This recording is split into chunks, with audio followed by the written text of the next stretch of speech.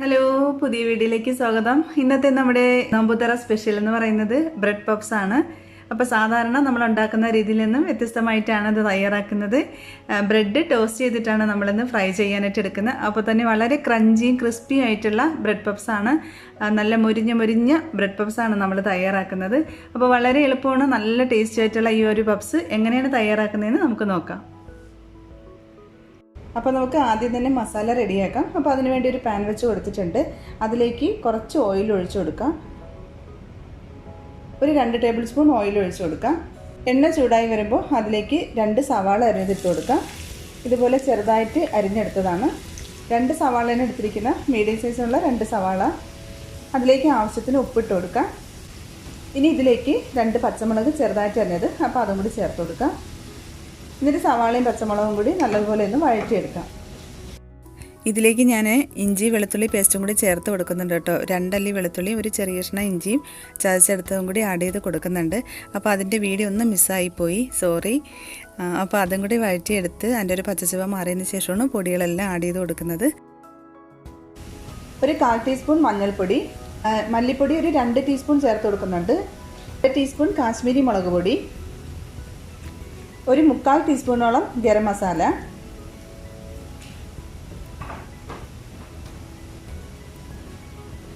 എന്നിട്ടിത് എല്ലാം കൂടി നന്നായിട്ടൊന്ന് മിക്സ് ചെയ്ത് കൊടുക്കാം. ഇനി ഇതിലേക്ക് നമുക്ക് തക്കാളി ചേർത്ത് കൊടുക്കാം. ഒരു തക്കാളിയുടെ പകുതി മാത്രമേ ഞാൻ എടുത്തിട്ടുള്ളൂ. അത് ചെറുതായിട്ട് അരിഞ്ഞെടുത്തതാണ്. അപ്പോൾ അതും കൂടി ചേർത്ത് കൊടുക്കാം. എന്നിട്ടൊന്ന് മിക്സ് ചെയ്ത് കൊടുത്തിട്ട് തക്കാളി നന്നായിട്ടൊന്ന് വഴണ്ട് വരുന്നവരെ ഇളക്കി കൊടുക്കാം. ഇതിലേക്ക് ഒരു തണ്ട് കറിവേപ്പില ചെറുതായിട്ട് അരിഞ്ഞതാണ്. അപ്പോൾ അതും കൂടി ആഡ് ചെയ്ത് കൊടുക്കാം. അപ്പോൾ നമ്മുടെ മസാല ഇവിടെ റെഡി ആയിട്ടുണ്ട്. ഇനി നമുക്കിതൊരു പ്ലേറ്റിലോട്ട് മാറ്റി വയ്ക്കാം.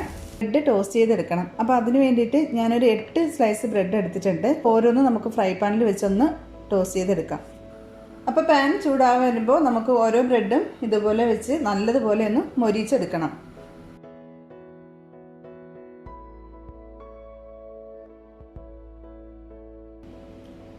ഇനി നമ്മൾ ടോസ്റ്റ് ചെയ്തെടുത്ത ബ്രെഡ് ഓരോന്നും നമുക്ക് നല്ലതുപോലെ ഒന്ന് പരത്തിയെടുക്കണം. ചപ്പാത്തി പലകയുടെ മുകളിൽ വെച്ചിട്ട് നന്നായിട്ട് പ്രസ് ചെയ്ത് കൊടുക്കുക. ഇത് നല്ലതുപോലെ ഒന്ന് പരത്തിയെടുക്കണം.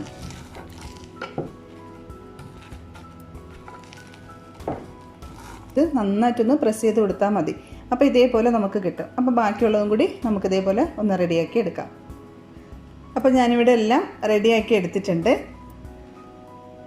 ഇതേപോലെ നന്നായിട്ട് പരത്തി എടുത്തിട്ടുണ്ട്. അപ്പോൾ ഞാനിവിടെ 4 മുട്ട പുഴുങ്ങി എടുത്തിട്ടുണ്ട്. അത് ഇതുപോലെ 2ആയിട്ട് കട്ട് ചെയ്ത് വെച്ചിട്ടുണ്ട്. പിന്നെ നമുക്ക് ബ്രെഡ് ഒന്ന് 2 സൈഡും ഒട്ടിക്കാൻ വേണ്ടിയിട്ട്, മടക്കി ഒട്ടിക്കാൻ വേണ്ടിയിട്ട് ഞാൻ കുറച്ച് മൈദ, 2 ടേബിൾ സ്പൂൺ മൈദ, കുറച്ച് വെള്ളം ഒഴിച്ചൊന്ന് ഇതേ രൂപത്തിൽ ഒന്ന് കലക്കി വെച്ചിട്ടുണ്ട്. ബ്രെഡിൽ മസാലയൊക്കെ വെച്ചിട്ട് 2 സൈഡും ഒന്ന് ഒട്ടിക്കാൻ വേണ്ടിയിട്ട് മാത്രം. അപ്പോൾ നമുക്ക് ബ്രെഡ് പപ്സ് റെഡിയാക്കാം. നമ്മൾ പരത്തി വെച്ചിരിക്കുന്ന ആ ഒരു പീസ് ബ്രെഡ് എടുക്കുക. അതിലേക്ക് 1 സ്പൂൺ മസാല വെച്ച് കൊടുക്കാം.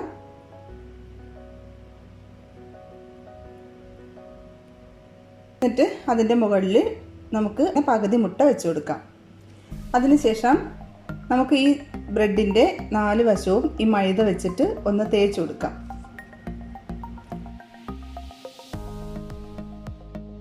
അപ്പോൾ ഇതേപോലെ തേച്ച് കൊടുത്തതിന് ശേഷം നമുക്ക് ഇതൊന്ന് മടക്കി എടുക്കാം.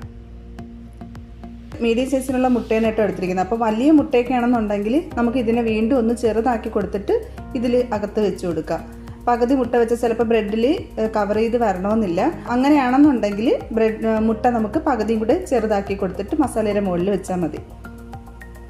അപ്പോൾ ഇതേപോലെ തന്നെ നമുക്ക് ബാക്കിയുള്ള ബ്രെഡും റെഡിയാക്കി എടുക്കാം.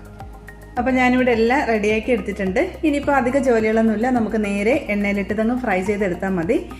അപ്പോൾ ഫ്രൈ ചെയ്യാനായിട്ട് ഓയിൽ ഒഴിച്ച് കൊടുത്തിട്ടുണ്ട്. ഓയിൽ ചൂടായി വരുമ്പോൾ ഓരോ ബ്രെഡും നമുക്ക് ഇതിലോട്ടിട്ട് ഫ്രൈ ചെയ്തെടുക്കാം.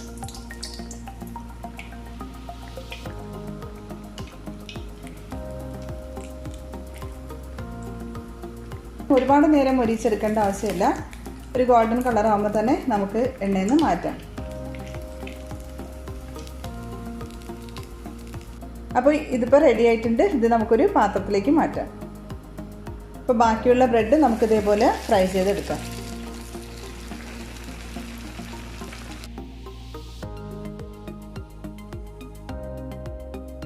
അപ്പോൾ ഞാനെല്ലാം ഫ്രൈ ചെയ്ത് ഒരു പാത്രത്തിലോട്ട് മാറ്റിയിട്ടുണ്ട്. നിങ്ങൾ തീർച്ചയായിട്ടും ഇത് ട്രൈ ചെയ്ത് നോക്കണം കേട്ടോ. ശരിക്കും നല്ല ടേസ്റ്റാണ്.